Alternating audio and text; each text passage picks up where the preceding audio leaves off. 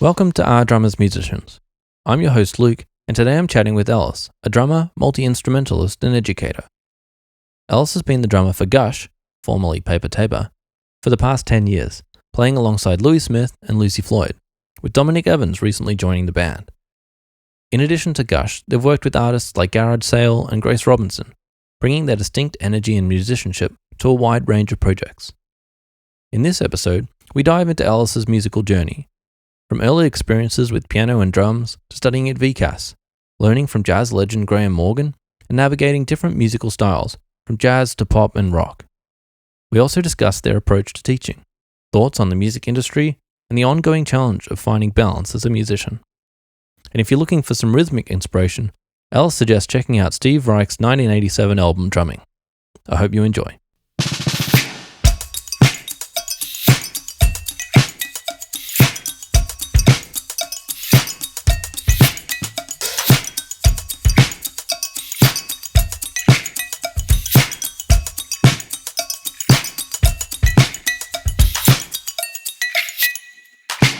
I'm not editing the podcasts much. Okay, yeah.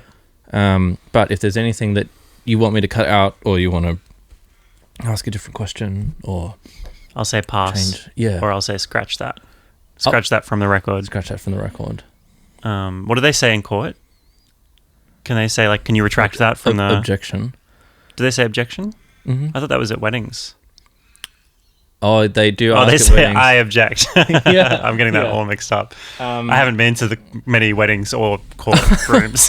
In court, the lawyer gets up and they say, "I object." Oh yeah, and then the judge makes a ruling. Okay. As to whether. But or you not know how it's they in or have. out. Oh, okay, right. Okay, so, Yeah. and if they say objection, and then they're like. Oh, they do. They say strike that from the record. Yeah. In the American movies. And Okay, stuff. yeah. I think that's what I've seen. Yeah. Strike that from the record. Because we don't have. Record keepers. Oh, I wonder if they still have stenographers. Because at Luci's, at the commission, it's all just automated now. The computer gives you the transcript. Yeah, that makes sense. That seems like one of the early jobs to go when computers started kind of kicking in. Doesn't it? Yeah. It's a shame. It'd be a fun job, I think. I met one when I was 16. I did work experience at the federal court, and he showed me his special keyboard because it's all shortcut stuff. Yeah. It blew my mind. I was I couldn't comprehend how you knew what to do. It's like code, right? It's like a written code. My mom was telling me about it back when it was handwritten, and they would have particular symbols which would mean and. Well, yeah, not the and, but yeah, they would have all these little dot just means this word, and two dots means this word. And why did she learn it? So did she use it as a note-taking thing? I think maybe she just knew someone who did it. I don't know. Wow. Maybe she did learn it. She did it. She studied English. Maybe that was part of it. Wow. That was a long time ago. Fascinating. Yeah. I got to ask her. It is interesting. Yeah. Yeah. We should set a separate podcast, interesting facts with Ellis. Yeah. Where we can just ask people about their quirky knowledge. Yeah. Well, we'll have to have an episode, a sit down where we talk about all the things that we've half heard and don't really know if it's true, and then chase down the people that we heard it from. Yeah. That feels like most podcasts. Yeah. But I like it. How are you feeling, by the way? Is this start back to term been good, or are you straight back to the grind? And it's been good. busy? Yeah, I think it's been good. First week back was last week, and that's always the biggest week of the term because I'm invoicing and I'm kind of lesson planning, and half the kids haven't been practicing over the break, and so it's kind of let's try to remember how to play the piano. So it's a big week, but it's not been too burnout-y. I think it's been a good start. I had a really restful holiday, so I was kind of ready to get back into it. Nice. I was feeling pretty prepared. Yeah. Well, mate, thanks so much for coming over to do the podcast with me. It's nice. Pleasure. Yeah. How much of your week is spent up with teaching work versus maybe practice and band stuff? I have a really nice split this term where I have 3 full teaching days: Tuesday, Wednesday, Thursday. I teach. One of them is a double day. I teach at Burundara, the school that I teach at, for piano, and half the day is at drum tech. Mm-hmm. So that's a big day, and I just block those days out for teaching. So I'm like, no, like I can't. Or I do a GUSH rehearsal on Tuesday nights as well, but to everyone else and to my social friends and such, I'm like, these are my 3 days where I'm not seeing anyone. I'm just kind of working, and then Friday to Monday is like my own kind of creative time, gigs, social time, that kind of stuff. Mm-hmm. Yeah, I really like having that. I mean, we'll see how we go. It kind of changes every term, but I'm always trying to refine it and just fine tune it and figure out what works best. But I really like that middle block at the moment, and then either side I've got nice time to. But I also try and get my practice in on those days that I'm working. It's just I'm a bit more isolated on those 3 days. I'm like, this is my time to just work. Yeah, sure. I guess it must be good to have that in like 2 chunks and see how that goes, rather than like like trying to day manage on, day multiple off. stuff like in a day, and back and forth between like, okay, now I'm teaching, now I'm doing this. Yeah, I like it. I've had like last time I had teaching like Monday to Friday, and even though I was teaching pretty much the same amount, it was kind of harder to fit things in, I think. I don't know. I think just switching mindset constantly is kind of hard.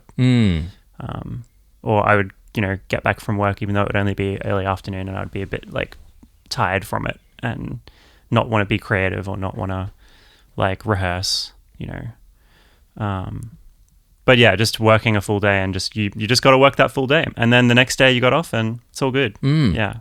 Well, I know you as like a drummer because I've been seeing you play with GUSH and Paper Tapir before that, and like, because you've been playing with Louis and Luci for like 8 years, maybe even longer. I think I've been saying 10 years. Is it 10? Because I think we started playing together in 2014. Wow. Like end of 2014. Oh, right.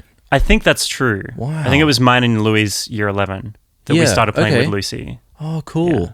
Wow. Well, that's like, it's so long. Mm. But it's been really cool to like see you develop as a drummer over 10 years. Yeah, thanks. But I didn't realize that you played piano and stuff until you suddenly just like sat down at piano one day and just like played all these like amazing things. Oh, yeah. And I was like, oh, secret talents of like a piano player. And Lucy's like, yeah, he teaches piano half the time. It's not just drums.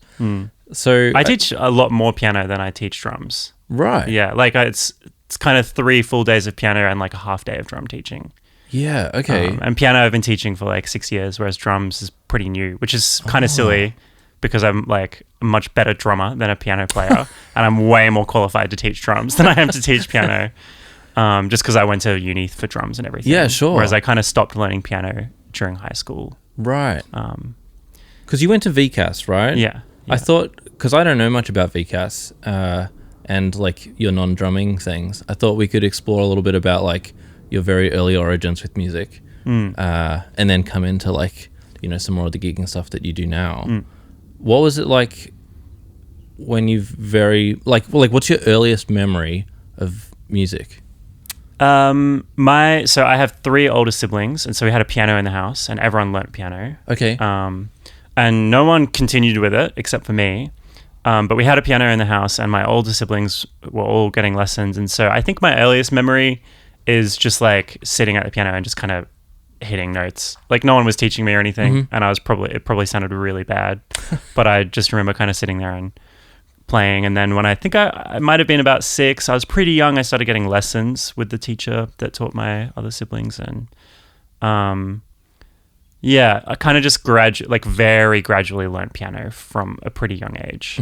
And my parents were not super pushy about it, so it was pretty like slow going. Yeah, right. That was like my first music experience. When you say your siblings didn't go on with it, was doing like piano lessons and playing piano a positive thing for all the siblings and you, like when you were young, because you didn't get pressure from your family and they just sort of like didn't keep up with it? Or, some people had to learn like piano as a kid and like always didn't really like practicing it. That was definitely me. I teach a lot of kids like that, actually. Also, side note, my students are awesome and they're great to teach. But there's so many. It's true. It's part of the nature of the instrument. A lot of people are just like, oh, you should learn piano, and then kids are like, oh, I'm not interested in this, but are kind of forced into it a little bit. So that's the nature of it. I think with my family, my siblings were no one was really forced to keep it up. And my parents' mindset for parenting was get us to try a lot of things. Right. And just like let us try stuff. And so I think my sister continued with it for a little while. I think she got pretty good. And then she ended up playing saxophone through high school. Mm-hmm. My sister actually went to Bourne High. Oh. Do I know her? No, I don't think so. She's 9 years older than me. Ah, okay. So she might have been in year 12 when you were like What's her young. name? Rebecca Fleming. Hmm. Yeah. I guess. And Tom Milsom as well, my half brother. So that's my half sister, half brother. Yeah. They both went to Bourne High, but Tom left when he was maybe in year 8 or something. Yeah, okay. Yeah, 9 years would be before I was born, I think. Mm. I would have started in 2008. Mm. When I was in year 7. Mm. I don't remember that name. But she probably learned off Rick Freeman. I think so, yeah. He would have been the sax guy, because he was there for ages. Mm. And like, yeah, anyway, I'll probably cut this rambling section out of the pod. But because I just had Relly Williams on the podcast. I don't know if you know Rel. She's like a singer. And she was part of this like cohort of Bourne High grads that are all like pro musos in the like sort of session and wedding scene. And they all graduated, like Will Hull Brown and Owen Downey and Gareth Bowen. And that's all like 2004. Yeah, I think my sister knew them, like they were a bit older than her. Yeah. Yeah, like Will Hull Brown. I know like a couple of the other Canonbury people I think went to Bourne High. Maybe it was just Will, but... I can't remember. It was definitely like at least Will, and then where was Steve Settinggreen teaching? Blackburn. Yeah. A bunch from Blackburn, like Ross Wilson and Ross Irwin, and Felix and stuff. I think were, or at least Harry was from Blackburn too. I'm pretty sure Ross was. Yeah. Yeah. Cool. Yeah. Small world. Yeah. Wow. Yeah. I'm gonna get my feet out, I reckon. Oh yeah, please. Yeah. Sorry, there was no obligation to keep the shoes on. No, I just want to cross my legs. It's a deep couch, and I want to get in here. Yeah, it's a surprisingly deep couch. I didn't realize it until I had a few like very short guests come, and they were like, "Could you please bring out more pillows because my feet don't touch the ground?" Yeah. And like feet pillows? No, like for their back. Oh yeah, so that makes way more sense. I do like the image of pillows though. Yeah. I mean, the piano that I teach on has a little like block. Mm-hmm. And it's like you can get that. It's a block so that the kids can touch the ground and the pedals are above the block. Wait, how do you lift the... I think the piano is just like risen already. And then the block just kind of sits underneath the piano. Right. Yeah. But you could get that for your shorter guests. Get a little block. Not patronizing at all. Yeah, no, I just have to be really subtle about how it appears. Oh, that's there for everybody. You could have a little button and it like just shoots out from under the couch. Yeah. All right, so if we go back to like you're a young like 6-year-old starting piano lessons. Yeah. Did you enjoy it? I remember being like kind of frustrated at learning to like read notes. I think that's a tough thing to learn as a young kid, and I think it's as a teacher, I'm always trying to keep it interesting and try and make it really clear to kids like how to read music and try to make sure they understand it really clearly without just like sending them home to try and figure it out for themselves. Mm-hmm. So I remember it being a little frustrating for that when I was like really young, but then I think kind of got the hang of it, and then I got a more like structured teacher who was like maybe a bit pushier and kind of pushed me a bit more with piano, which was this kind of dual relationship of like I got a lot better results and I learnt to play better, and she really pushed me, but it was also started becoming a little more stressful. We started doing exams and she was a bit of a stress head when it came to exams. Is this like AMEB stuff? Yeah. Piano for leisure, AMEB, so kind of the less classical-y piano. I've never heard of that. Piano for pleasure. Piano for leisure. Piano for leisure. Yeah. So it's still AMEB, but it's just like it's got like a classical song and a couple of jazz songs and then like some pop songs. Right. Yeah. So it's a bit more modern, but it still has that exam structure. Mm-hmm. And Yeah, I don't know. I'm kind of enjoying as a teacher teaching more classical style than the piano for leisure stuff, and just being like trying to get kids interested in classical music, because I think there's so much to like get from. I think classical music is so much more interesting than it gets credit for. And like you think of the really like boring, dry, like classical era classical music, but there's so much more to classical music than that. And I kind of wish I learnt that when I was a bit younger, like more more of the interesting composers, more like Chopin and I don't know, like Ravel, and like it's that music is a bit harder, might not have been ready for it, but there's still like easier versions of those types of music. But yeah, I've strayed a bit from your question. It's fine. Yeah. What are you thinking about, like, when you're teaching students and like doing some of your lesson plans? Does this, like, your early memories of like learning piano and the like different good things and maybe more struggles, like, are often influencing what you're trying to do with the kids, to be like, oh yeah, I really wish someone did this, so that is why I'm I mean, like surely every them. teacher, like, surely that's inescapable, right? Like how you've been taught is how, whether you loved it or hated it, it's going to influence how you would teach if you do teach. And I think it's a bit of a mind game of like, I always think about it with parenting as well, where like if you have really strict parents, then you maybe would want to be a really loose parent, and then if you have kids, your kids might be like, oh, my parents were too loose and I want to be strict. And I feel like that can happen with teaching, where maybe I'm trying not to be too loose about it,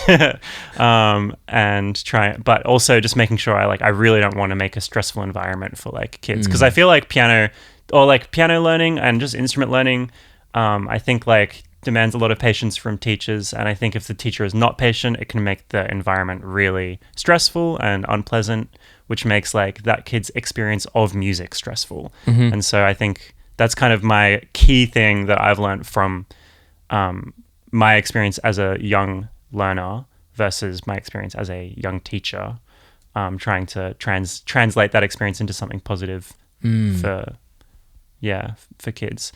Not that my experience was super negative, it was just like a little stressful. I had one time when I was doing my grade 6 AMEB exam where my piano teacher told me that like she was like, you're going to be my first student ever to fail an exam. And it was like the week before the exam. She was like, you can't play the piece and blah, blah, blah, and all this stuff. And it stressed me the hell out. Of course. Yeah, and I remember practicing at VCASS, and I was practicing stressfully, just fitting as much practice as I could in. And there were like little practice rooms around the school.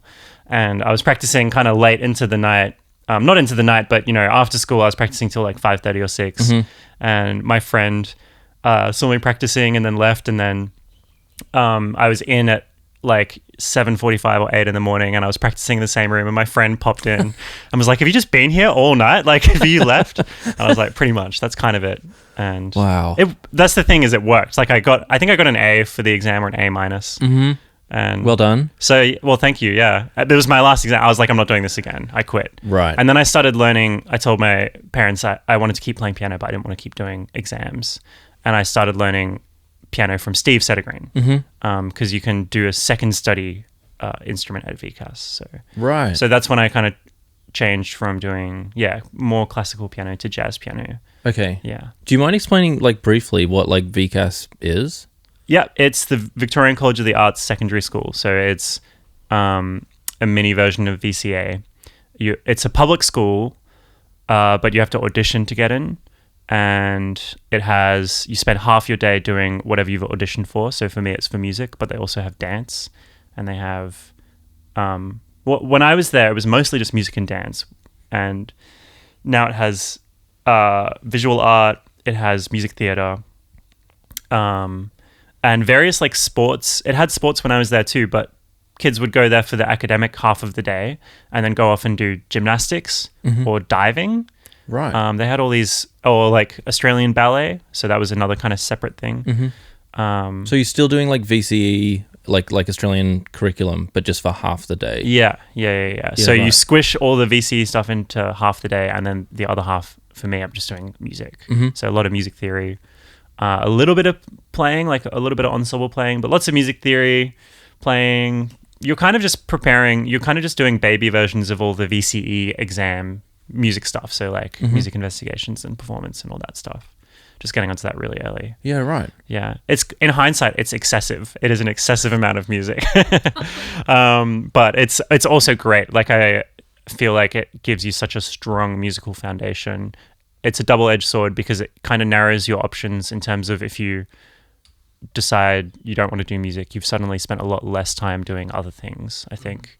But luckily for me, I've just kept wanting to do music. So Yeah, cool. yeah. So did you like have a passion for, I don't know, music as a career from an early age, and so you really wanted to go to this specialist school? When I was in grade 6 at Burundara, we had to make these balloons at the end of the year, which was like what I want to be when I grow up and all that kind of stuff. And I found mine like a year ago, and mine was like, I want to be a musician and I want to perform for people and stuff. So I don't really remember like feeling that way, but then I found that and I was like, oh, I must have felt that way. Yeah. And I knew the school existed because my older sib Nick went there for dance. Okay. So I knew about the school, and I like could play drums and I could play piano and I liked it. So I auditioned, not really thinking that much of it. And then I got in, and it was a really exciting idea to go. So it was kind of a bit, I wasn't necessarily set on being a musician or following this career path from that young age, but I just kind of tried it out and then was like, why wouldn't I go to this kind of specialist school where I get to play heaps of music? And, you know, it made me feel kind of special because it was an audition thing. So, yeah, it was kind of a non-decision decision. I don't really know. Yeah, I fell into it a little bit. Well, it sounds awesome and like great that it's put you on this path. That it seems like it's been great. What did you audition on? Like drums or piano? Drums, yeah. Yeah, right. Yeah. Where did the drums come from? Okay, so then when I was 9 or 10, my mum was like, do you want to play drums? Do you want to try out drums? I think she says because she noticed I was like tapping a lot or just like good with rhythm generally. And it was another non-decision. I was like, yeah, okay. Like I didn't really care. I was like, yeah, it sounds fun. I'll try it out. Yeah. Shout out to my mom. I was listening to the Luci podcast the other day, and I believe Luci's mum also got Luci on bass. Yeah, she so did. Our mums are kind of. I want to know if Louis's mum is why Louis plays guitar. Oh. I wonder if it's all the mums out there that are picking our instruments for us. Wow, but, how special though that like they clearly could tell like with Luci and was like, oh yeah, like she'll be good at this, and then she is. Yeah. The same with your mum and you and the drums. Yeah. And I learned from Gary at Burundara, and after a year, Gary was like, told my mum like, I've taught him everything that I can teach him. Like, wow. So yeah, I should try find a better drum teacher. Gary was a really good teacher. I think he taught bass, guitar, drums. I think he taught everything. And I think drums was not his like specialty. Sure. So, kudos to Gary for saying that, because I think that's like you're just handballing a student off, and you know often there's that kind of, you want to hold on to your students and make as much money as you can. So I think it takes a real professional to be like, cool, that's it for me. Absolutely. Yeah. And I got lessons from Tony for a year. Yeah, right. So then Tony taught me for I think 1 year or maybe a little more, and then I went to VCASS. And so that was it for. It was a shame I didn't get to learn from Tony for longer, because like he's a great teacher, great drummer, and yeah, was in the neighborhood. And that's also kind of funny because that was kind of before I knew who Luci was, but kind of before we became like friends or anything. Yeah. Were you in the same year at high school? Or we were 1 year off. Yeah. But we were in the same class. In Luci's grade 3 and my grade 4. Okay. We're in the same grade 3-4 class. So yeah, I kind of knew Luci, but we didn't really hang out. And then I had drum lessons with Tony. Yeah. Fast forward however many years, and then we like started playing in GUSH together. Yeah. Yeah, cool. Well, I don't know if you want to hear that story, because Luci told that story already, and she told it pretty well. It'd be nice to hear like your perspective of how that came together. Yeah. But could we pause it? Yeah. And get the first couple of years of VCASS on the drums? Yeah. Yep, for sure. First couple of years of VCASS on the drums, I was learning from Graeme Morgan. Do you know Graeme? Not personally. He's awesome. He's like an old drumming legend. He played on the first ABC broadcasts. He's got all those kind of credits to his name. I think for a long time he was the most recorded drummer in Australia. Wow. And I don't know how that record holds up because now we live in the era of self-recording. So I could probably just record myself every day and get that title. Like what counts, you know? Yeah. Back in the day, I think that was a bit more quantifiable. Back pre-internet and pre-self-recording being such a prolific thing. Yeah. But yeah, and he's taught like so many great drummers. Really nurturing teacher. He has this really funny teaching style where he just like teaches you what he's working on. Oh, and like I think there's some real pros and cons to that. So I pretty much spent the next like, how many years are you in high school for? 5 or 6 years? Yeah. Starting with like a lot of swing, a lot of jazz, just getting the basics of jazz down a little bit. And then a lot of my memories of that are just him giving me like Elvin Jones like drumming fill transcriptions or like swing pattern transcriptions or like how to play Latin grooves. And then when I was a bit older, getting into a lot of metric modulation stuff. So I think Graeme Morgan was really taken with Ari Honig's drumming and was amazed by that, and then just started working on that and teaching all that kind of stuff. Wow. So yeah, lots of random polyrhythms, which are like so good to learn, but I don't think I've ever applied them. It's one of those things where it's like makes you really good at drums, makes you really good at timekeeping and stuff, but it's such a niche thing to learn. But I don't know, if you can play a metric modulated like 5/4 swing groove, you can play 4/4 really well. I reckon. Yeah. Like that makes sense. Yeah. Graeme's awesome. And were you with Graeme like the whole time? The whole time. And then through to VCA, I went to VCA after and I learnt from him for 2 of those years. Yeah. I tried some other teachers, but I'll talk about them. We'll get to there chronologically. I don't want to skip ahead too much. VCASS though, I think I found it frustrating in the first few years. There was a lot of theory. There was a lot of like, writing, singing, just classroom sitting and learning, which was really good for me, but I didn't really know it. Sure. And I just wanted to play. And there was also a drummer at the year level above me who was better than me, and is a great, like really nice guy. I looked up to him, but it was this kind of thing of like, he was a year above me and he was always better than me. And I was kind of chasing him a little bit, but he always got the gigs. And so I feel like I always got shunted onto like percussion and I was living in his shadow. That drummer was Julian Steele. I believe you may know Julian Steele. Yeah, I do. Great drummer, nice guy. I really like Julian. But I think there was this kind of frustration of not quite getting the gigs and but also the motivation, I guess, to work a bit harder and try and get there. I think I was also an angsty teenager.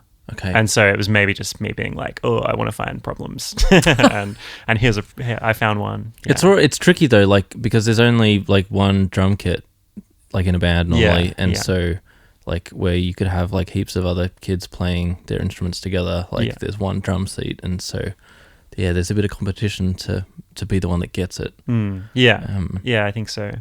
But what was your peer group like? Like, did you have, I don't know, a big cohort of other drummers in your own year level that were all... No, so it was just me in my year level. Oh, right. It's a really small school in the lower years. So in year 7 there was 22 students, and half of them are musicians, right? So there's 11 musicians. Wow. So there was a drummer, like there was me. I remember like Robbie Belchamber was in my year as like a jazz guitarist. Sapphire Watkinson, jazz saxophonist, who is now a doctor, I believe. Okay. Stepped like outside of music into the doctory world, but there was only a handful of jazz students in year 7. Later, another drummer came, George Baker Holland, who's a really good drummer, and kicked my ass a bit. And I was like, damn it, all these good drummers here. I think that's the thing about VCASS is you go from being good at something to being like in a very big pond, which is great and hard. Yeah. I was hit with that when I went to Monash, like after school. Because when I started in year 7, Joseph Petruni was like the drummer poster child of the school, and then he was maybe 4 years ahead of me. So I think I took over all the senior drumming gigs when I was in year 9, which was great for me because I got to like so much experience. Yeah, you get to go but straight it into was the like, I'm the big fish in the small pond, and then I came to university level, and then everyone else was so much better than me, and it was so confronting. When I was like 19. Whereas you got that when you were like 13. 12, 13, 14. And the flip side is by the time I got to uni, it was the opposite. I was really used to being not the best, and then when I got to uni, it's kind of like I'd already been at uni for 3 years, because the higher levels of VCASS are kind of like that. Yeah, right. So it was, I feel like I could have used more humbling when I was at uni, and I didn't get it at that point. But yeah. Wow. All right, so now we're about the time of GUSH, but before we hit GUSH, did you have any other bands from your time, I don't know, either at VCASS or with other friends? In primary school, I was in a band, a little primary school band, and that was cool. We just played covers. Our band was called Chaos 88. We just thought, I think we just got it from a YouTube, or not a YouTube, internet like band name generator. I think one of the guys in the band came up with it. I don't remember who came up with it, but that's also the name of a death metal band, I believe. And someone's mum put the videos of us playing on YouTube, and one of our videos has like 3,000 views.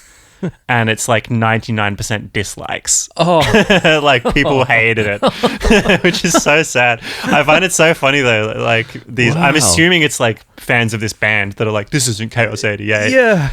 Like dislike these like children playing at a school fair. You know? It's really funny to me. Yeah. I like the name though, Chaos 88. That's cool. Yeah, it's a very funny, like, it is a very primary school band name. Yeah, so I was in that band, and then I think most of my playing after that, and between that and GUSH, was just school ensembles, like jazz ensemble and like Latin ensemble and percussion stuff, like symphony band and all that kind of thing. So I started playing with my friend from outside of VCASS. We started playing in his band, which was like a bluesy, rocky cover band.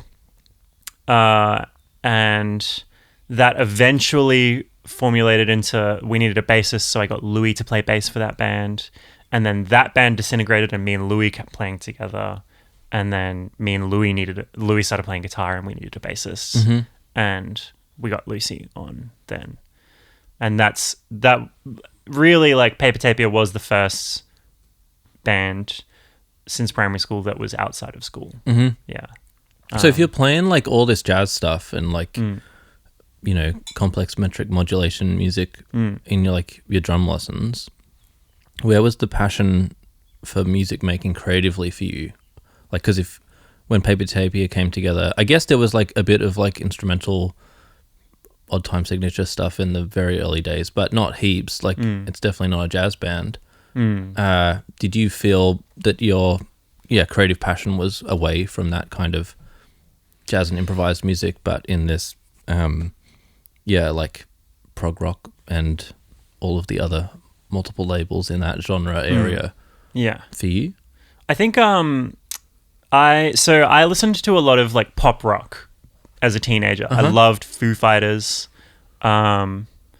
And I loved a lot of like indie rock from the UK, like Kaiser Chiefs and Arctic Monkeys. So I liked music that was a band. And then I became friends with Luci, and we started playing together. And Luci kind of started introducing me to interesting, like gent and prog rock and prog metal and all these more, like, I guess rhythmically interesting and harmonically interesting and abstract. To me at the time, it was very like, what the hell is this? Like, this is so strange and new and weird. But it's kind of connected. Like, it's kind of a middle ground between that pop rock that I listened to and the jazz that I was very exposed to. So that was what we were listening to. And then we started playing together. And I think playing together was more about hanging out and playing music. And it was really it's kind of funny to talk about it, like what was your creative intention, and the truth is there was no intention. Like there was just us, and it was like what we were listening to and what was coming out. That's kind of just how it happens, I think. Louis would kind of write some songs, and we would just have a hit, and and then have a swim in the pool. It was like more just a hang. Yeah, sure.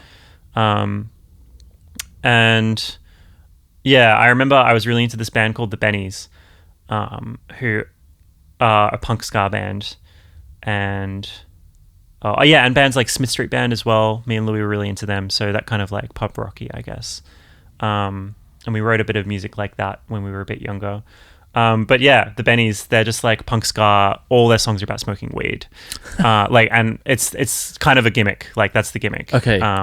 They're all about doing drugs and partying and stuff. And we thought they were so cool. And it's funny in hindsight, they are just the lamest band ever. And we actually met we played a gig with the leader of that band recently. Yeah. And he was so rude and so mean. And he was just such a, like, he was really aggressive to Louis at one point. And it was like, man, this is depressing as.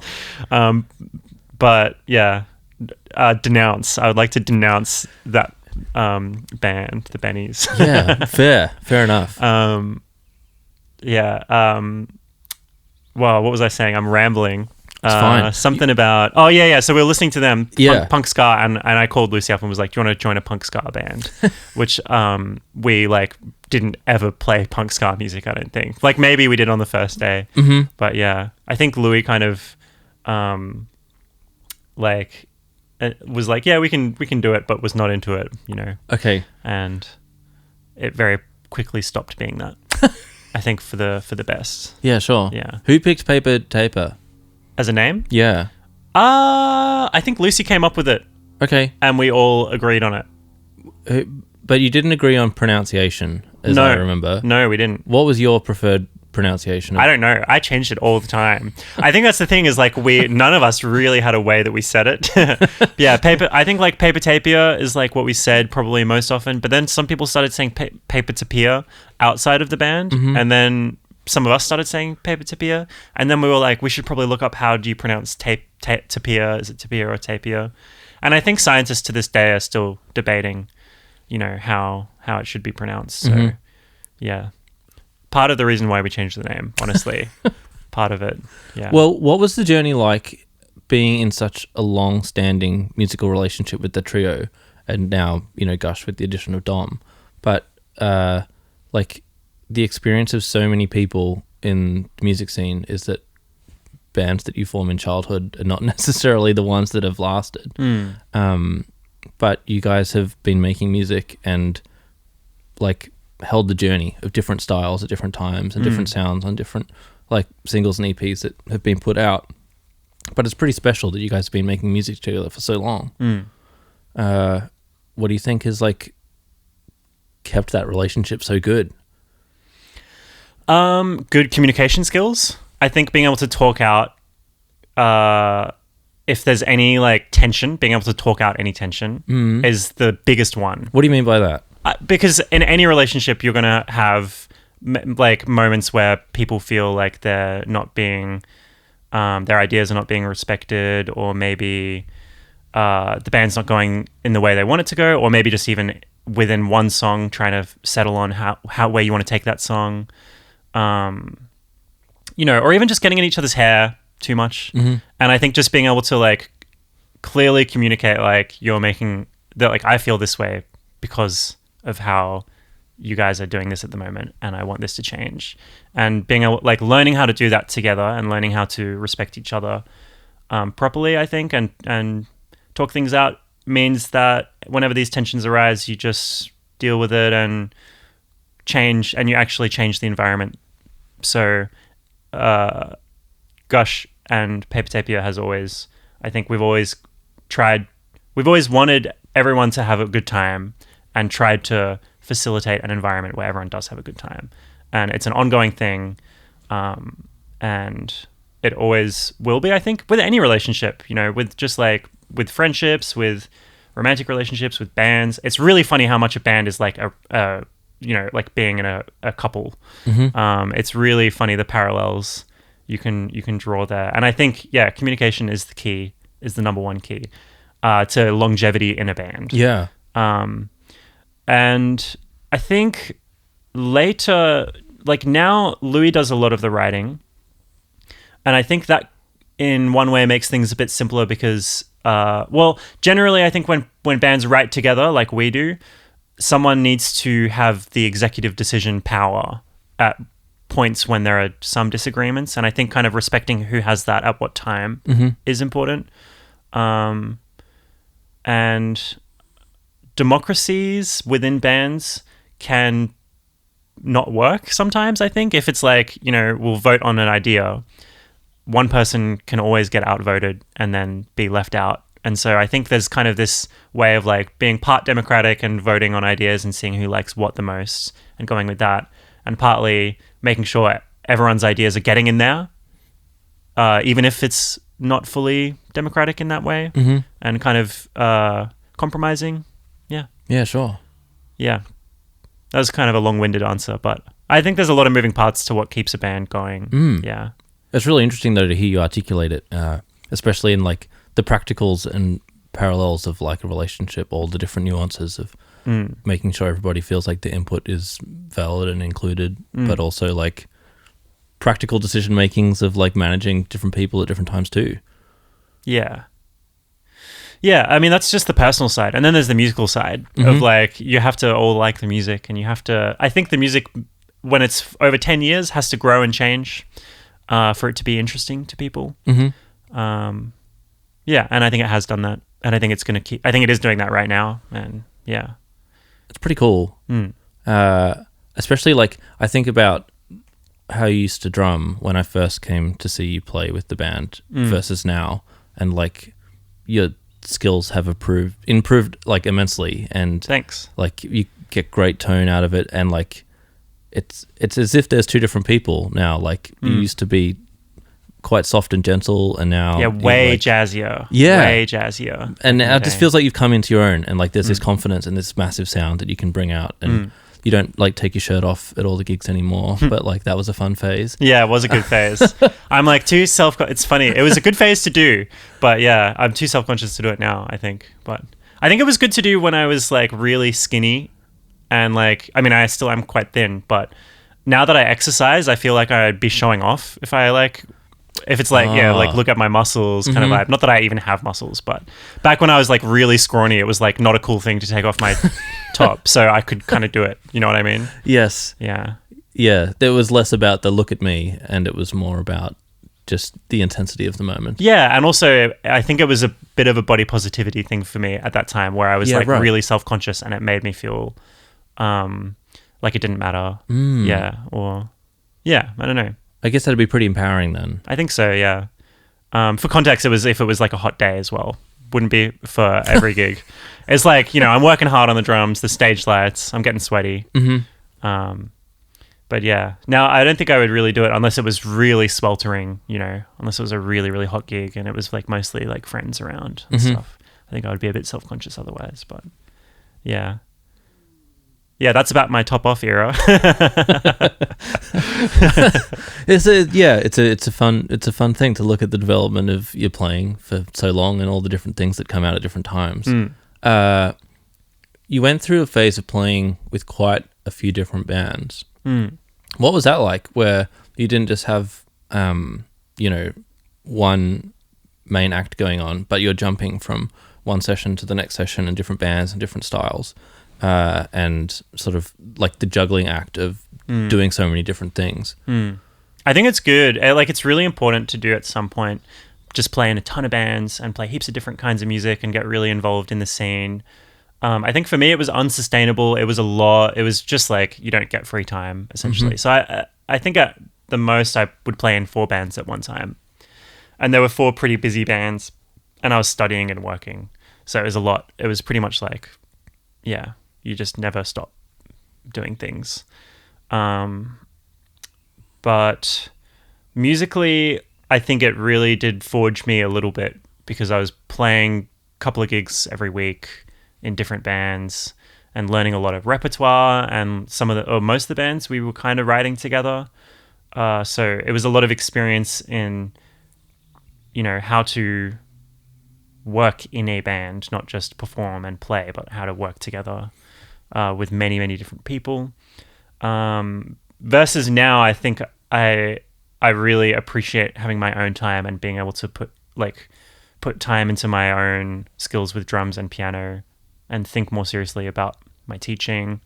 And I've kind of value those things more over playing in many different styles. Mm-hmm. And at the moment, I'm kind of just playing in GUSH and one other group that's a bit lighter and more singer-songwriter style. And I think what I loved about playing in 4 bands is I do listen to all kinds of music, and I really like being able to play all kinds of music. And I'm kind of getting that at the moment with GUSH is scratching my heavy music itch, and then playing with Grace Robinson is scratching my singer-songwriter itch, where I get to play a bit lighter and more considered. Well, GUSH is considered, but lighter and more sparse, I think, or more supportively. So I'm kind of getting those itches scratched in that way. But yeah, it's kind of a tough balance. I mean, I wish there were like 9 days in the week, or like, yeah. It's hard. You want to do everything, but you really got to pick and choose. Yeah. As you go. And I think when you're young, you have that fire of like, I can do everything. Which is cool to have. I'm glad I don't have that anymore because I'm glad that fire's kind of burnt out a little bit, and I'm being a lot more careful with how I'm spending my time. Mm-hmm. Yeah. Yeah, it's tricky trying to balance everything. Like, you've got to pay bills, and you want to chase all the different passions that you have. And like, as you say, it's a bit of like a forge. Like, if you're playing so many different gigs, it teaches you so much, and you get the skills and all that stuff, but it also can just like burn you out immediately. Yeah. So Yeah. it's nice hearing you be so intentional about what you're doing to try and make sure you're like managing the week so that you can feel passionate about what you're playing and be deliberate in your teaching and like have a sort of balanced life with the different things that you want to do with your music. Yeah. I had one more thing to say about that. I forgot it. Oh, sorry if That's I okay. cut you off. No, I thought about it while you were speaking.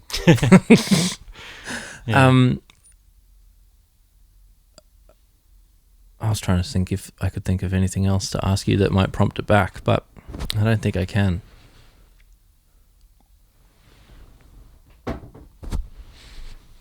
No, it's gone. Yeah, sorry. It was one. Maybe it was just about the relationship aspect of of playing music with people, where I think you learn what kind of relationships work for you in a band making context and what don't work for you. I think. I mean, you know what it's like to be in the band scene in Melbourne. It's like you're not doing it you're not getting money out of it. It always costs more than you make. So it's really got to be like music that you love, and it's got to be people that you love working with. Emphasis on people that you love working with, because they can be people that you love, but then you don't have a good working relationship. And I think figuring that out is really important. And I've been in bands where you're treated as a session musician and worked really hard, but not paid. And that's really like a no-go for me. It's like, if it's going to be like really like cracking the whip, like it's got to be a job. I've got to get a little bit of money out of this at least. And it's a tough thing to do because, there isn't really money getting where the band itself is not really making money because of the way that the Melbourne music band scene, because of what the status quo is for that. It's pretty bleak. Yeah. We're all out there undercutting each other. Yeah. Venue's got all the power. Yeah.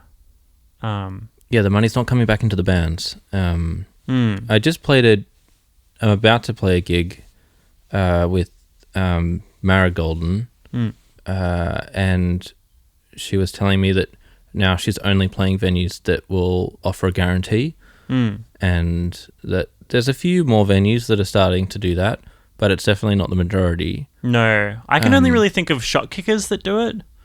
Okay, this gig's at Luci Tavern. Okay. Which is in Abbotsford. Yeah.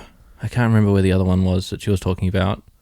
But basically, her thing was like, if I only do this, and everybody else starts to only do this, and we really enforce this, like, you have to pay the band as like an agreement up front because you're a business making lots of money off of the band coming into your venue to play.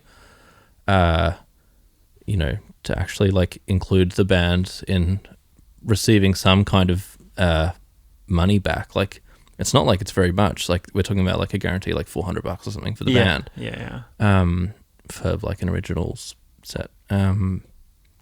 But yeah, it's tricky because there's someone else who will say, well, I'll play for cheaper or I'll play for free just because they want a gig. Yeah, I'll play for the whatever tickets we sell, which is like, you know, that's like the absolute status quo. Like, that's the most normalized thing, but it's really a zero risk factor for the venue. Yeah. Well, and the venue sometimes will take a cut of the ticket sales too. Always, pretty much. Yeah, almost always. And some of that times it's a pretty big cut. Yeah. Of the Yeah.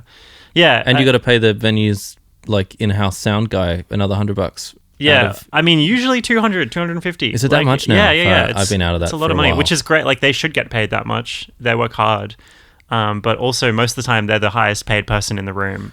Yeah, and it's like, it shouldn't be that way, you know. Well, everyone should get paid that much. Really. Yeah, everyone should be getting paid. Yeah, it's a tough thing. I feel like we should unionize. I'm sure there is a union. I don't know, but specifically for bands, I think, and I think we need to kind of create some new kind of normal, and I think that's a great idea, getting a trying to just like get guarantees for gigs, even if they're kind of lower, making that the norm. I think that would incentivize venues to also actually promote the shows more. I think venues talk a lot about how much they promote shows, and it's like, dog, you guys ain't doing anything. Like, we know everyone at this gig. Like, yeah, you hung up the poster that you asked us to bring. Yeah, exactly. Yeah, it's tricky. Yeah, that we design, like, we paid for the design, and we went to Officeworks and printed out a bunch of them and paid for that. And yeah, anyway, I could really go on this rant. I think it's a pretty exploitative. Like, the music industry is exploitative, and it's a shame that it's that way on the local level. Yeah, and it's really closed. It's really like a closed communication. I think there's this one thing, like, if there was more open communication with, like, this is what we can afford, here are our kind of books, you know, it would be understandable. I would be able to see, okay, we can't get paid this much because this is how much they make in a night, and blah, blah, blah, blah. But it's a really closed books kind of situation, and there's a lot of, like, we'll pay, you know, you can get this much on the door, and then, you know, if we sell heaps of drinks, we'll pay you more. But, like, who do we see, like, who's keeping you accountable to do that? You know, who's really keeping an eye on that? And yeah, it's a bit dubious. It's all a bit dubious to me. That's so true. Yeah, there's no transparency there, so it feels, that's the word. Yeah, transparency. Yeah. Yeah. Well, you often hear stories like, I remember, well, I won't use names, but the band was talking to this venue manager, and because the venue manager had come backstage and said, oh, like, I'm so glad you guys are playing, you're worth, you know, all of the insert X amount of money that he was paying them. And the band were like, oh, we're not getting paid that much. And then the singer of the band was like taking like a massive chunk like of the money. Damn. But paying the band like a bit less. And it was only because like the venue manager skipped over the singer as the middleman to be like, oh, here's how much I'm paying you. And that's being so like, awkward. Yeah. But also, oh yeah, musos exploiting musos. It's terrible. Absolutely. Yeah. It made me so mad. I got caught in a few situations like that when I was playing at uni. Like, okay, I've agreed to play for this. Like, we're not paying you that anymore. Yeah. It's like, well, why not? You're just like pocketing extra money and no one will push back, or yeah, it makes me mad. So I had a reverse situation of that, which I felt really guilty about, where someone asked me to play a gig, and I was like, oh, you know, like, this is my rate. And that was when I was at uni, and I was trying to do session-y work and trying to have a rate, you know, that kind of stuff. And yeah, I remember like finding out all the other musos weren't getting paid. And being like, oh, this is really uncomfortable, because I wouldn't have done this gig. It was like, you know, it was an hour drive away and blah, blah, blah. I had to learn repertoire for it. But the other musos had to do that, and they weren't getting paid. And it was because I was the only one who asked. And I don't know. Yeah, it's a weird situation. Yeah, money in music is weird. Everyone should make the same for the same work they do. Yeah. Yeah. I did a bunch of I don't know if you've done this, but like music theatre shows where they yeah, pay I've the done drummer that. Yeah. a lot more than the rest of the band. No, I haven't done that. Yeah. That's wild. I mean, we do play 7, if you count each drum. It's the 7 or 8 instruments. Yeah. You should be getting the double fee. Yeah. This was like a bunch of like the private schools that bring in like professionals to play alongside either like students or like amateur musicians.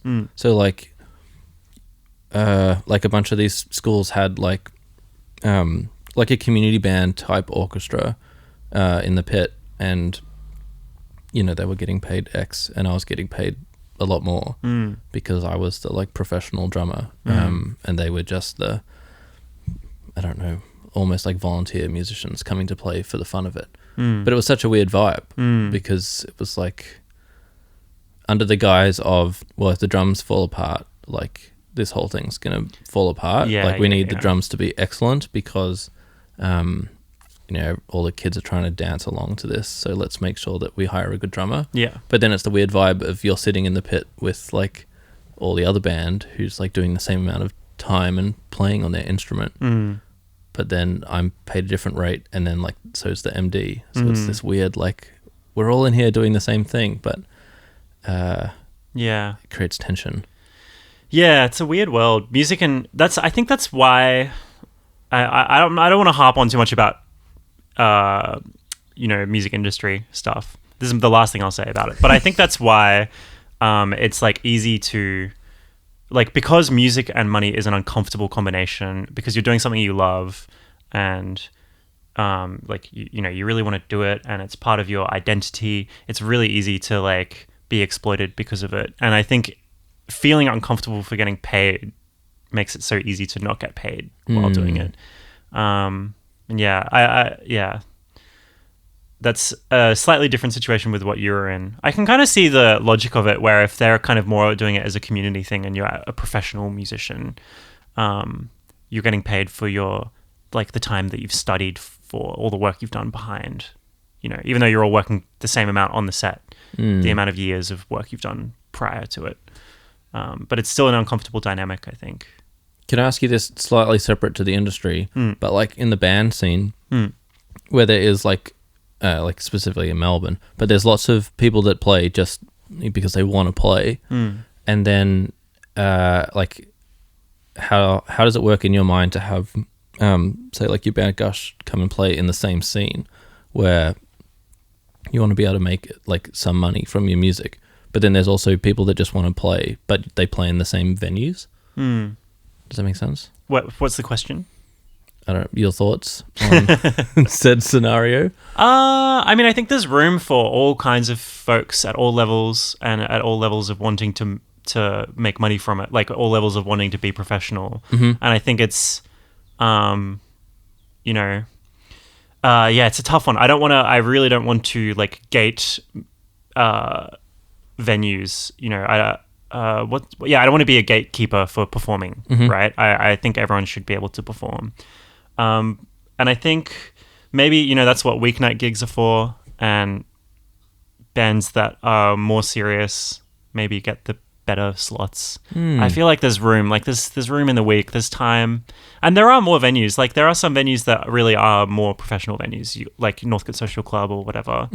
And then there's a lot more smaller dive bars. I think like we all can play in the same scene, play slightly different venues, different nights, and the amount of work you put in can be reflective of, you know, what kind of venue you play and what nights you're playing. I think there really is room for everyone.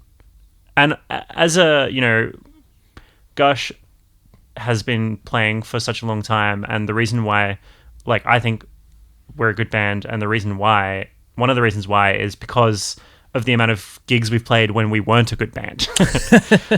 Because that's how you get good, is you play a lot of gigs. Yeah. And I think I really am grateful that there's space to do that in Melbourne. And I kind of don't expect to get paid for those gigs. Like, we're pretty bad. We'd bring like a pretty small amount of people. That's kind of fair enough. Yeah. And now the latest gig you sold out. So nearly, yeah, we got pretty close. Luci said over capacity on the I think it's hard to define because I think we could sell 120 tickets, and I think we sold like 110. But I don't know but then there were more than 120 people there because you include bands and door list people. Yeah, right. So, but I feel like they would account for that with the ticket sales. So yeah, we were over capacity of ticket sales. All right, take two, and you like almost sold out the last gig of Gush at the Catfish. Yes, so impressive. Yeah. Wait, how should I have answered it differently? No, I don't know. I'm so glad I asked that though, because I think what you said is absolutely excellent about like everybody fitting in and there just being like different parts and pockets of how it should all come together. Yeah, it's excellent. Yeah. I mean, music's for everyone and performing's for everyone. So yeah. We have been playing this game on the podcast where I get guests to ask questions of the next guest. Okay. So I have an excellent question for you from the superbly talented Nat Barch. Okay, cool. Awesome. Now, just bear with me for a moment while I trigger it. I'm pretty sure I've seen Nat Barch play. It's like piano. It's like ambient piano kind of music. I think I saw them play at the Recital Center like years ago. Yeah. At a gig that was their music with projected art. Oh, cool. In the salon, so not in the main room, but in the side room. It was really cool. Yeah, Nat does heaps like that. She's the artist in residence of 2024 at the Recital Center. And she's written a whole album to do all like another performance like what you're describing. Cool. So it's like fully surround sound and projections on the walls. Yeah, awesome. Yeah, cool artist, really cool. So I'm stoked to answer a question. Fun fact, when I saw that gig, the like oldish lady next to me started chatting to me and turned out to be Julian Wilson's mum. Oh. It was really weird. She was like, oh yeah, you go to VCA? I was like, yeah. She was like, my son went to VCA. I was like, oh, who? And she was like, Julian Wilson. I was like, oh, like, yeah, he teaches at VCA. Like, legend he's of around. the scene. Yeah, absolute legend. Yeah. Wow. So that's my claim to fame. Yeah. That you sat next to Julian Wilson's mum at a Nat Barch concert. Yeah. That was awesome. Excellent. Yeah. Well, here you go, from Nat Barch to you. Mm-hmm. If you couldn't play your instrument anymore for some terrible reason or maybe personal choice, what would you do to express yourself through music? So I get to play a different instrument, is that it? Or do I have to do something non-playing related? No, it could be either, I think. I love these kind of questions. All right, so I can't play... So the instruments I can play at the moment, drums, piano, guitar. Let's scratch them from the list. Boring answer to swap to one of those. I have recently been really interested in learning like violin or cello, or double bass, so like string family. I would love to step into that world. Are we talking like classical as well on those instruments? Yeah, I think, well, I love when they're used in more like the indie realm. So the Aldous Harding, Andy Schorf kind of realm, where it's kind of cute songs orchestrated with strings. Yeah, cool. And I would love to be able to write that kind of music, but I don't really know how to play those instruments. So I think it helps a lot. And double bass is always like sonically been my favorite instrument. It's such a beautiful sound. Wow. For more like that jazz, like plucked double bass. I'd love to learn those instruments. So that would be a pretty easy step. I would just kind of do that. Feels kind of similar to what I do now in that it's like would just be more instrument playing. I think a different side step I would love doing to express myself musically would be learn to like produce music. So get onto Ableton and make some like really weird beats and just go down the rabbit hole of making weird electronic music, which I listen to a little bit of and not a whole lot of, but every time I listen to it, I'm a bit fascinated by it because it's such an interesting world that I haven't explored. Fascinating. I think that's my two like immediate go-tos. Yeah, I wouldn't be that upset honestly if I had to just like completely drop my other stuff. They would take a lot of time to like put in, to become proficient at the instruments. But does that not faze you? Nah, I think it's fine. I mean, I think every instrument you learn, it gets easier every time you learn an instrument. That's interesting. Yeah, I've got those neural pathways down. It's all good. Yeah, it's all fine. I was expecting the question to go like, what would you do if not music? If you had to stop music? Like if I went deaf or something, I think that would be That's a freaky question. You know, because you take away one of my instruments, I don't care. I'm still in the music world. I'm still like, I just love music, you know. I don't really identify myself strictly as a drummer. I just love music and love playing music. And drums is like the one that I'm more qualified to do. So that's kind of what I do. But yeah, that it would be real freaky if it was like, what if you can't play music, you know, at all? I think that's when I would start having an identity crisis. Yeah. Well, I won't ask it because I don't want you to have like a breakdown on the Thank couch. God. All right. But what question else would you like to ask our next guest? Ooh, okay. Can I ask them my dreaded question? Yeah. Okay. Maybe it's mean, but I'll do it. Let's say, so I'll put on a nice voice, a nice interviewee voice. If you all of a sudden could no longer play your instrument or any kind of music at all, what would you do with your free time and your life? That's an excellent question. It's come up before on the podcast. Okay. I think that like it's a thing that weighs on musicians. It's like like if you couldn't do this, what else would you be doing? It's kind of scary, like you say, to think about. But, you know, the poor next guest will have to answer. Yeah, I'm sorry, but you're going to have to answer it. I think though, in a way, I'm answering my own question now. Not really, but in a way, for me, I think the anxiety of being a musician is more tied to like, should I do music or should I do something else? And if someone made that decision for me, that would make my life less anxious, I think. Yeah. Do you know what I mean? I do. The question of, like, am I going to be able to make a living doing this? Or should I do something like more quote unquote serious?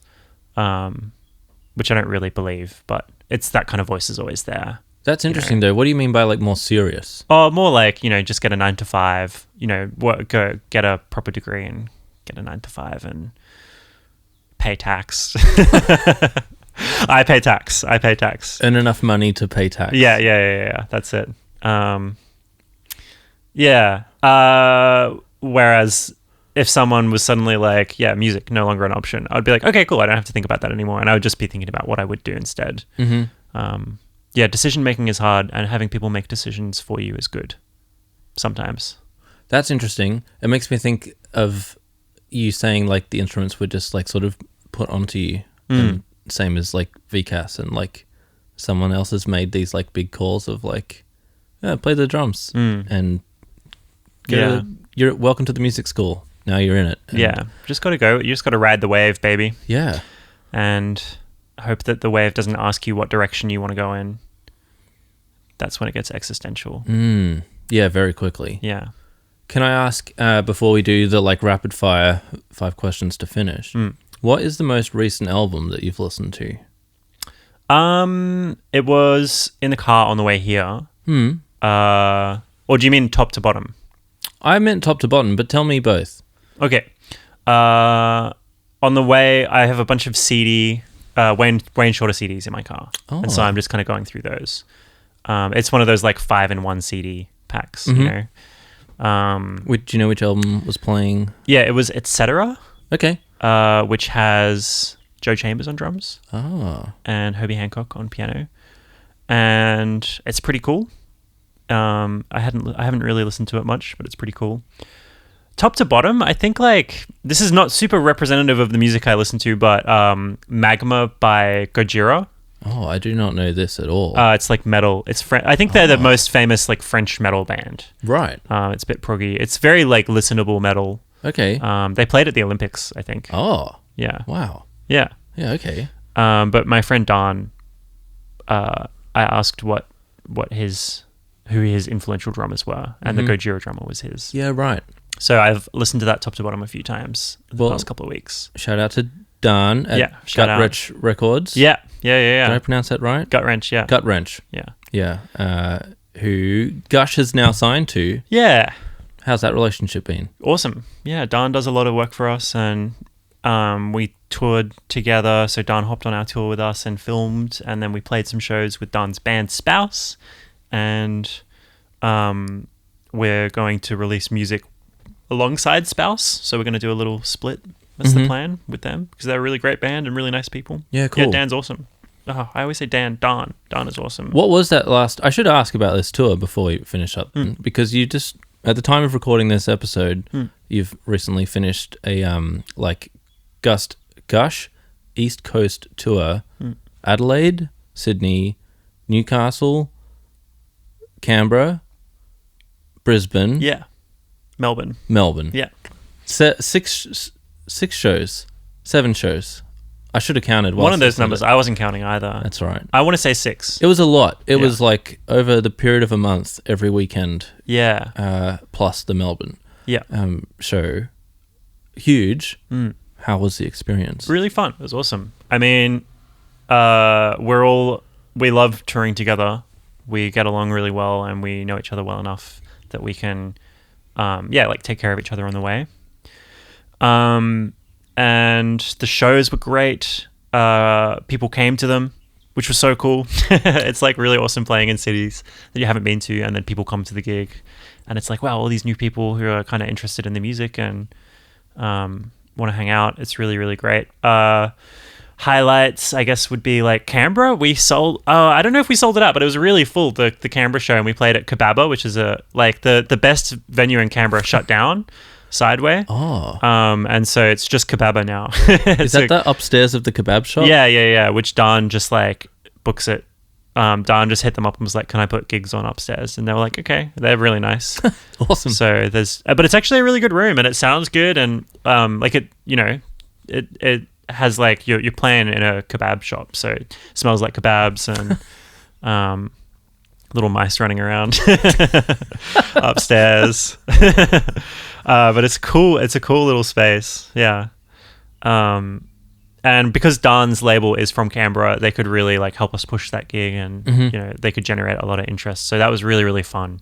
Particularly that show. It was awesome. Well, I'll do the 5 wrap-up questions. Yeah. What is your favourite venue to play in Melbourne?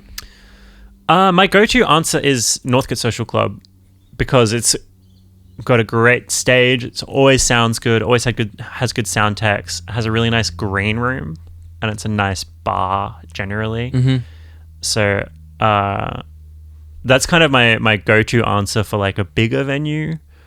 And then I have a real soft spot in my heart for like Last Chance Rock and Roll Bar, which is just like this, literally the stickiest floor in Melbourne, and it's small, and it's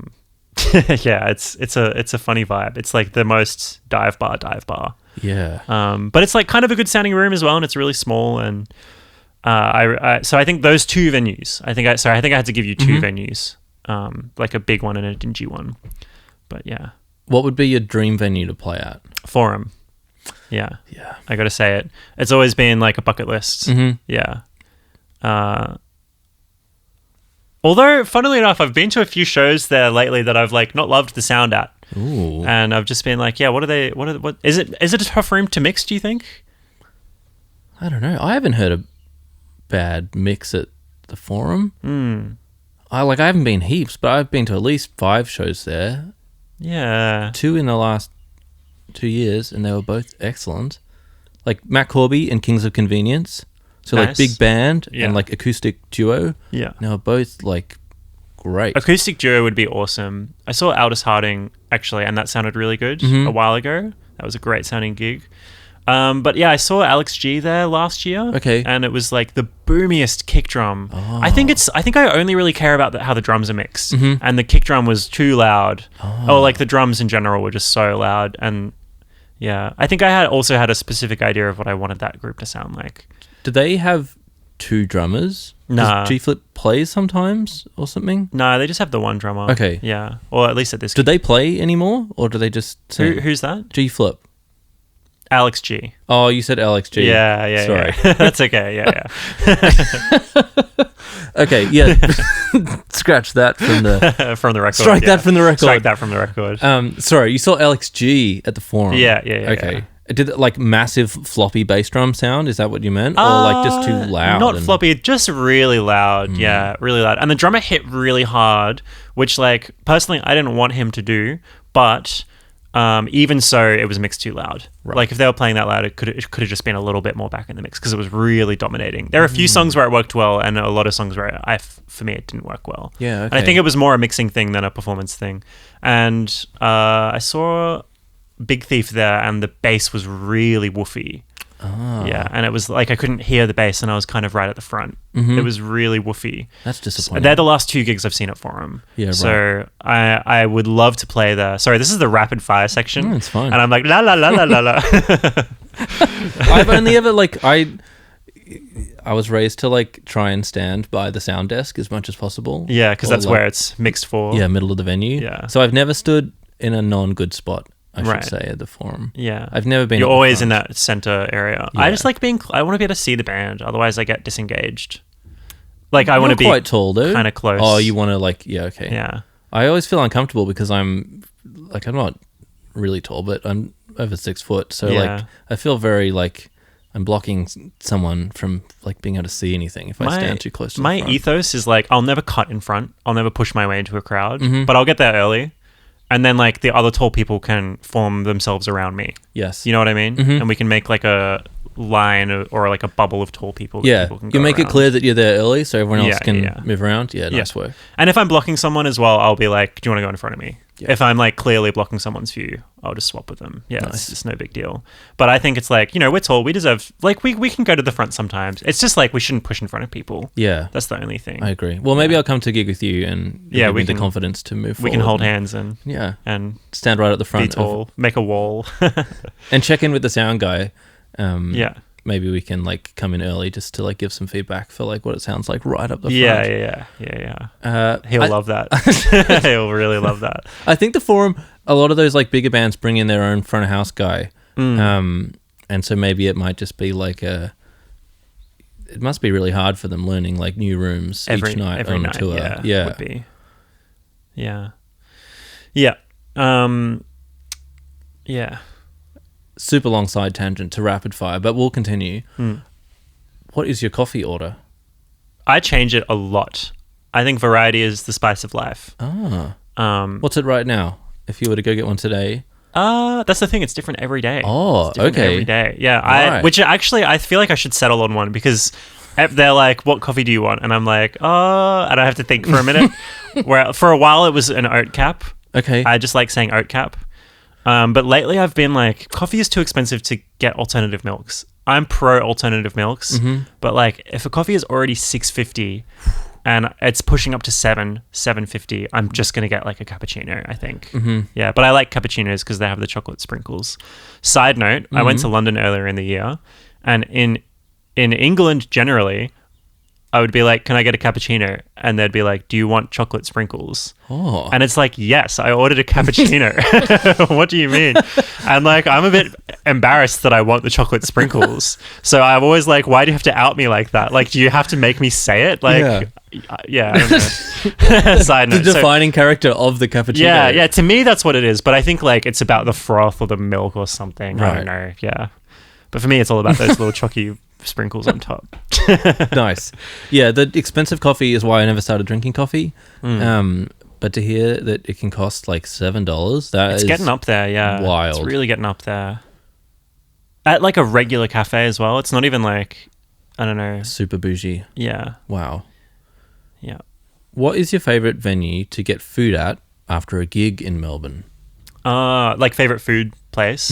I don't know the name of it, but my favorite combination of gig food is playing like a late night show at the Cherry Bar, like a 1 a.m. or 2 a.m. at the Cherry Bar, and then getting ramen at one of the all night ramen places nearby. Oh, yeah. There's like a bunch on, what's that main road? Like, is it Exhibition Road?